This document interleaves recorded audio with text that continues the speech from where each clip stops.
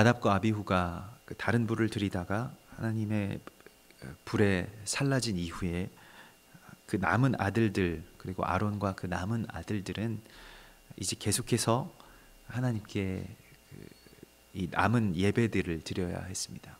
그들이 제사장으로서 하나님께 드려야 할 마땅한 예물도 예배를 계속해서 드리도록 그렇게 하나님께서 말씀하십니다.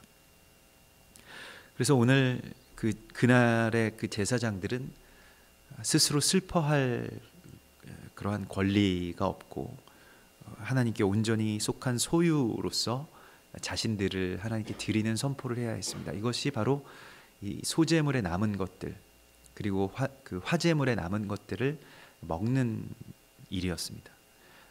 지금 아주 깊은 슬픔과 실제로 자기의 형제, 자기의 아들 둘이 한날에 불에 타서 죽는 것을 본 이 제사장들에게 주님께서는 너희들이 스스로에 대한 권한이 없고 또 스스로에게 너희의 자신이 속한 것이 아니고 주님께 드릴 이 예배를, 마땅히 드릴 예배를 드리라고 말씀하시는 것입니다. 그래서 오늘 화제물에 남은 것들 가운데서 소제물과 또한 화목제물과 속죄제물에 남은 것을 그들의 그 거룩한 곳에서 먹으라고 말씀하시는데요.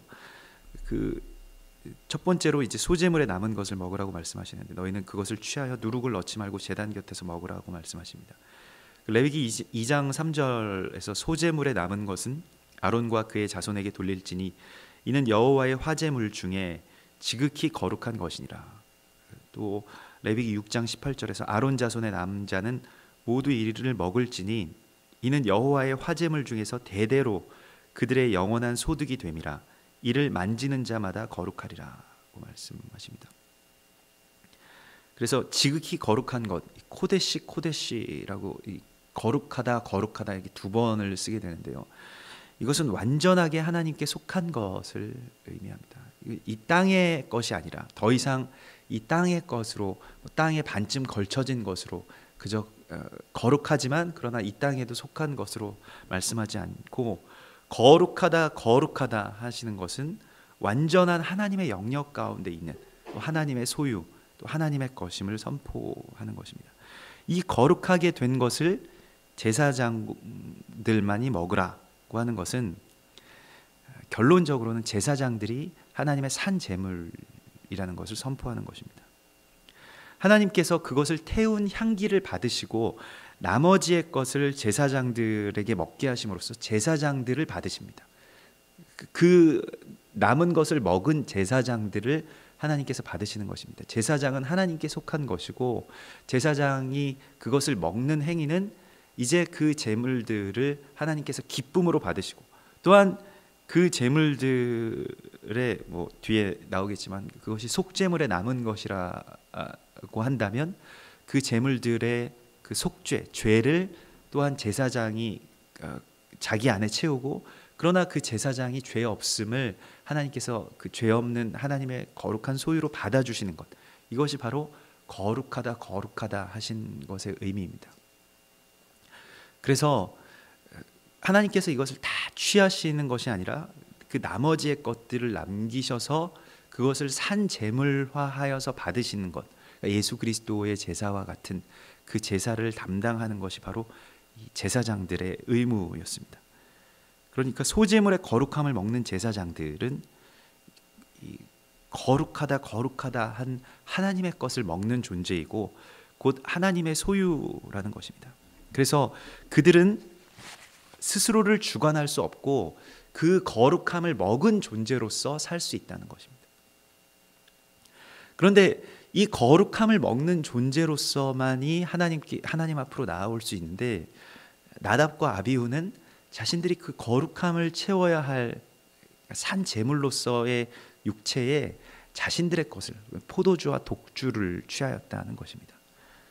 그래서 하나님의 그 거룩한 존재가 되어서 완전히 하나님께 속한 것이기 때문에 자기가 자기 스스로를 주관할 권세가 없다는 것을 주님께서 오늘 말씀하십니다.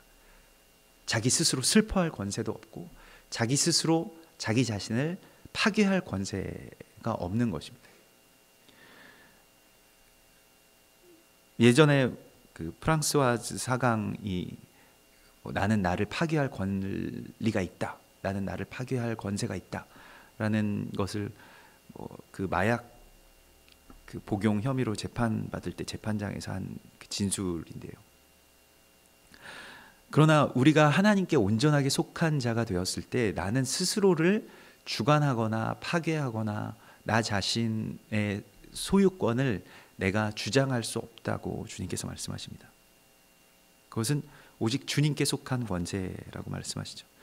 그래서 에스겔서 24장에 하나님께서 그 에스겔 선지자에게 그 아내가 어느 날 아내가 죽게 될 것인데 그 죽음에 대하여서 너는 슬퍼하지 말고 그 너의 것을 빼앗긴 것에 대하여서 그냥 조용히 탄식하고 발에 신을 신고 입술을 가리지 말고 사람이 초상집에서 먹는 음식물을 먹지 말라 말씀하시면서 이 슬퍼할 이 권세 또한 어떤 연민 가운데 들어가지 말고 하나님의 온전한 소유로서 하나님 앞으로 나오라고 오늘 우리를 그렇게 부르고 계십니다.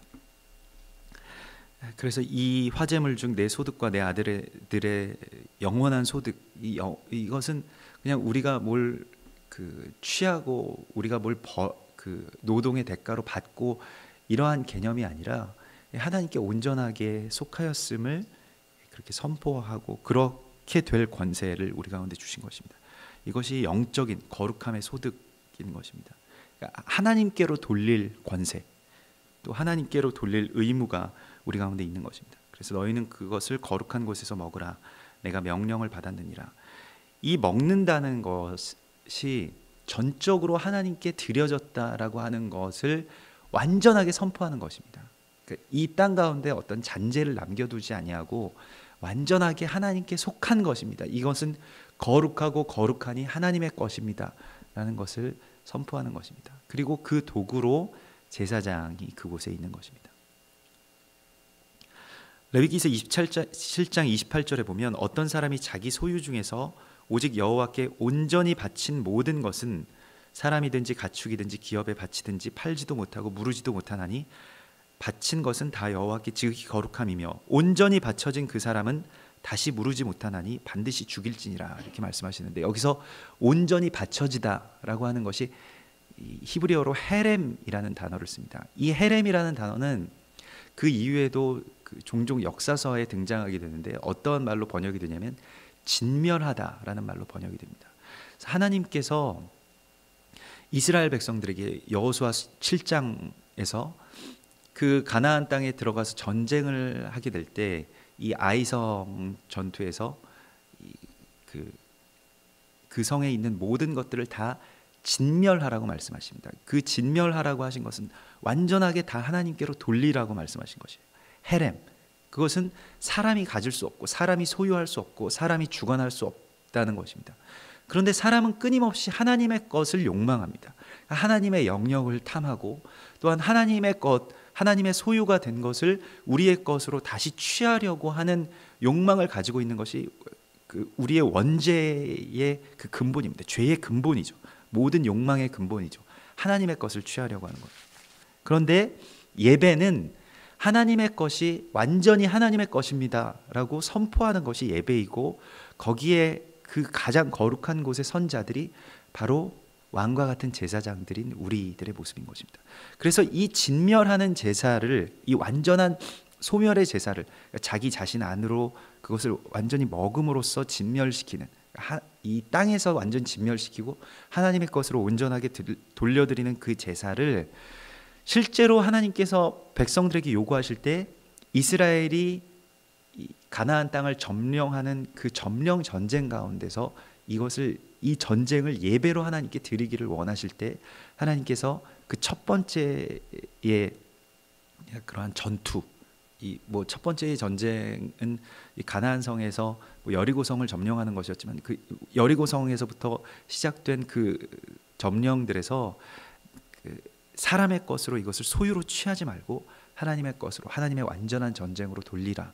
특별히 그 두 번째 아이성 전쟁에서 전쟁이 하나님께 속한 것이고 이것이 그냥 어떠한 전투의 행위가 아니라, 사람들을 정복하는 그런 정복 전쟁이 아니라 이 자체가 예배인 것을 선포하기 위해서 하나님의 것으로 온전하게 드리라, 헤렘하라고 말씀하셔서 그것을 이제 진멸하다라는 표현을 하죠. 그런데 그것을 남겨두었던 이 아간이, 그 외투를 남겨두고 금덩어리를 남겨두었던 이 아간이 하나님의 것을 취함으로써 그가 또 그의 집이 저주를 받고 죽게 되는 것을 우리가 보게 됩니다.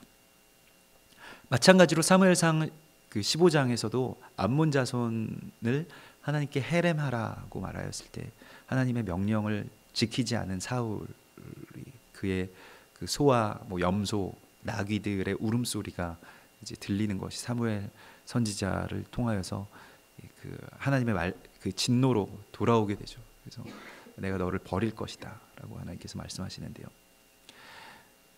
우리가 하나님의 것으로 완전하게 속한 것을 다시 내가 뺏어올 수 없는 것입니다. 이 헤렘이라고 하는 것의 그 두려움을 우리가 알아야 되는데요.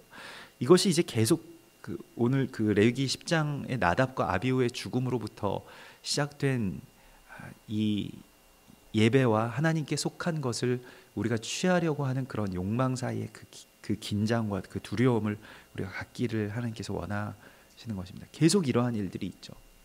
아간의 범죄, 또 사울의 범죄, 그리고 뭐 사도행전 5장에서 나답 그 아나니아와 삽비라의 범죄들이 다 하나님께 속한 것이 나의 것이다. 그 어떤 일부를 계속 일부의 지분을 우리가 주장하는 것인데, 온전히 우리는 바쳐진 존재이고 또한 온전히 하나님께 속한 존재이고, 제사장이라고 하는 것은 결국 하나님의 그 거룩함을 자기 안으로 그렇게 받아들이게 됨으로써 내가 하나님이 핏값으로 사시고 예수 그리스도께서 핏값으로 우리를 사셔서 제사장 삼으신 자의 직무가 어떠한 것인지를 오늘 우리 가운데 알기를 원하십니다. 그래서 그 거룩함을 내 안에 채워서 나 자신을 하나님께 드리는 존재, 나 자신이 하나님의 온전한 소유, 그 헤렘으로 완전하게 드려진 존재가 될 때 하나님께서는 제사장을 통하여서 드리는 예배를 받으시는 것입니다. 우리는 바로 그 지점 가운데 서 있습니다. 그것이 또한 우리의 중보의 기도가 되고, 또한 우리가 하나님께 전적으로 드리는 그런 헌신의 제사, 또 예배가 될 것입니다. 우리가 이 직무를 맡은 자임을 늘 깨닫고 이것을 가벼이 여기지 아니하고, 뭐 이 정도는 괜찮겠지, 또 이것 하나 정도는 남겨두어도 괜찮겠지라고 하는 나의 자아의 잔재들이 드러나게 되고, 또한 그것이 온전하게 하나님께 드려지게 되고, 또 성령의 소멸하는 불로 그러한 나의 자아들이, 또 내 안에 있는 나답과 아비후와 같은 그러한 자기 자신을 주장하려고 하는 것들이 다 불에 살라지기를 소망합니다. 그리고 온전하게 주님의 것, 주님의 가장 거룩한 제사장의 모습으로 주님의 제단 앞에 서는 거룩한 주님의 이 왕과 같은 제사장들이 되기를 주께서 원하십니다. 우리 같이 기도하겠습니다.